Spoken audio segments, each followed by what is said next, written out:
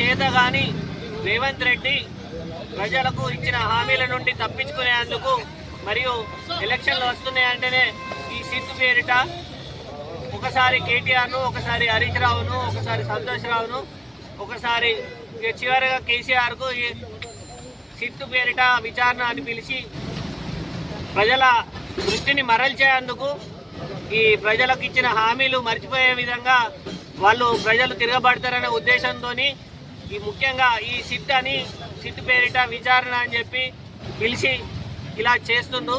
అంతేగాని ఇటువంటి నిరాధారమైన కేసులు కానీ ఎన్ని పెట్టినా ఆ కేసులకు భయపడే వ్యక్తి కాదు. ఎందుకంటే తెలంగాణ సాధించిన ఒక గొప్ప నాయకుడు, మహానాయకుడు కేసీఆర్ గారు. కేసీఆర్ గారు లేదే తెలంగాణ లేదు. ఎందుకంటే తెలంగాణ తెచ్చిన నాయకుడు ఈరోజు నువ్వు సీఎంగా ఉన్నావంటే కేసీఆర్ గారి దయతోనే నువ్వు ఈరోజు సీఎం అయినావు అనే విషయం మర్చిపోయి అటువంటి నేత పైన బుర్ర జల్లేందుకు మీరు చేస్తున్న కాంగ్రెస్ దుర్మార్గమైన ఆలోచనలు, దుర్మార్గమైన ఇవన్నీ ప్రజలు చూస్తున్నారు. త్వరలోనే ప్రజలు మీకు కాంగ్రెస్ పార్టీని బొందబెడతారు ఖచ్చితంగా. ఈరోజు మన తొలి ముఖ్యమంత్రి అయిన తెలంగాణ సాధకుడు అయిన కేసీఆర్ గారికి సిట్టు నోటీస్ ఇవ్వడం అంటే తెలంగాణ ప్రజలు సిగ్గుపడుతున్నారు. అదేవిధంగా ఇది ఓన్లీ రేవంత్ రెడ్డి చేస్తున్న డైవర్షన్ పాలిటిక్స్ తప్పితే వేరే రకంగా ఏమి లేదు. ప్రజలకు ఇచ్చిన 6 గ్యారంటీలు కానీ 420 హామీలు కానీ నెరవేర్చలేని దురదృష్టకరమైన ప్రభుత్వం ఈరోజు మన తెలంగాణలో దాపరించింది. వాటిని ఎక్కడైతే ప్రజలు మున్సిపల్ ఎలక్షన్లో అడుగుతారనే ఉద్దేశంగా ఈ విధంగా కేసీఆర్ గారికి ఓ నోటీస్ అని ఇచ్చి డైవర్ట్ చేయడానికి నాయకులను మరి కేసీఆర్ నోటీస్ ఇవ్వడం వల్ల కేటీఆర్ కానీ హరీష్ రావు గారు కానీ మరి ఇంకా నాయకులు డైవర్షన్ అవుతారు. అదేవిధంగా మనం ఏదో మున్సిపల్ లబ్ధి పొందాలనే ఉద్దేశంగా తప్పితే వేరే ఉద్దేశం ఇందులో ఏమీ కనబడతలేదు.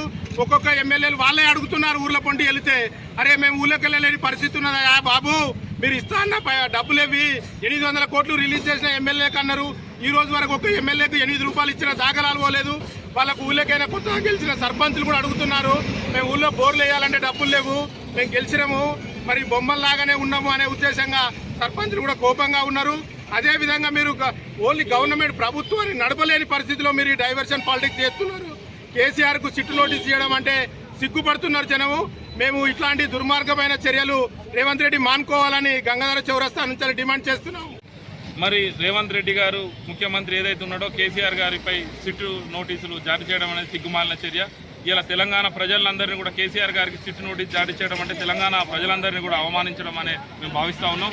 అదేవిధంగా తన గురువు అయినటువంటి చంద్రబాబు నాయుడు తొత్తుగా ఉండి వారి కళ్ళల్లో ఆనందం కోసం కేసీఆర్ గారిని మరి జైలుకు పంపాలి, మరి కేసీఆర్ కుటుంబాన్ని కానీ ఇబ్బంది పెట్టాలనే ఆలోచనతో రేవంత్ రెడ్డి సిట్టు నోటీసులు ఇస్తారు.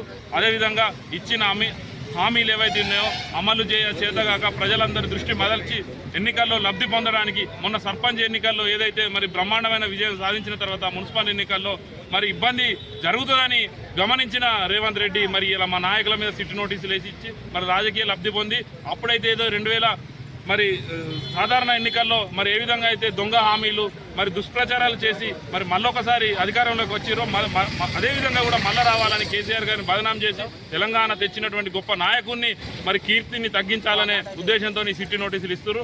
రేవంత్ రెడ్డి ఖబర్దార్, మేము హెచ్చరిస్తా ఉన్నాం, నీకు దమ్ముంటే పరిపాలన చెయ్యి, మరి మంచి పేరు తెచ్చుకోగాని ఈ చిల్లర మల్లర ప్రయత్నాలు చేస్తే ఊరుకునే పరిస్థితి లేదు. మరి మీరు కేసీఆర్ గారిని ఇబ్బంది పెట్టే ప్రయత్నం చేస్తే అడుగడుగున మిమ్మల్ని అడ్డుకుంటాము. ముఖ్యమంత్రి కేసీఆర్ గారిపై పెట్టే కేసులు సిట్టు పేరు మీద ఆయన అవమానించడం కరెక్ట్ కాదు. ఈరోజు ఉమ్మడి ఆంధ్ర రాష్ట్రంలో ఇవాళ తెలంగాణ సాధించామంటే కేవలం కేసీఆర్ పుణ్యమే. కేసీఆర్ పుణ్యం అని చెప్పి రేవంత్ రెడ్డి కావచ్చు, ఇంకో రెడ్డి కావచ్చు ఈరోజు ముఖ్యమంత్రులు కానీ రాష్ట్ర మంత్రులు గారు ఇలా కాంగ్రెస్ పార్టీ అనేటువంటి లీడర్ వచ్చిన కారణం గౌరవ కేసీఆర్ చేసినటువంటి పుణ్యం అని చెప్పి అనుకుంటున్నాను. ఎందుకంటే ఈరోజు కేవలం ముఖ్యమంత్రి సిట్టు పేరు మీద ఆయన అరెస్ట్ చేయడం కాదు. ఎందుకంటే ఒక కేసీఆర్ చేస్తే మేము 3 కోట్ల మంది కేసీఆర్ తెలంగాణ కోసం ఎంతమంది ఉద్యమం చేస్తామో అంతమంది మేము రోడ్లు ఎక్కి మేము ఇలా మీ కాంగ్రెస్ పార్టీ కానీ రేవంత్ రెడ్డి నాయకత్వం కానీ అవమానించడం చేసి ఈరోజు మేము రాబోయే రోజుల్లో, ఎందుకంటే జనం చూస్తున్నారు ఇలా నిన్న మొన్న ఇవాళ మీ పరిస్థితి ఉన్నది. ఈరోజు రాబోయే రోజులు మాయే కాకుంటే దయచేసి మీరు చేసినటువంటి కార్యక్రమాన్ని మీరు సొంతంగా చేసుకొని మిగతా విషయాలు ఏంటంటే రేపు రాబోయే రోజులు మళ్ళీ మా గౌరవ ముఖ్యమంత్రి మా కేసీఆర్ గారు ఉంటాడు.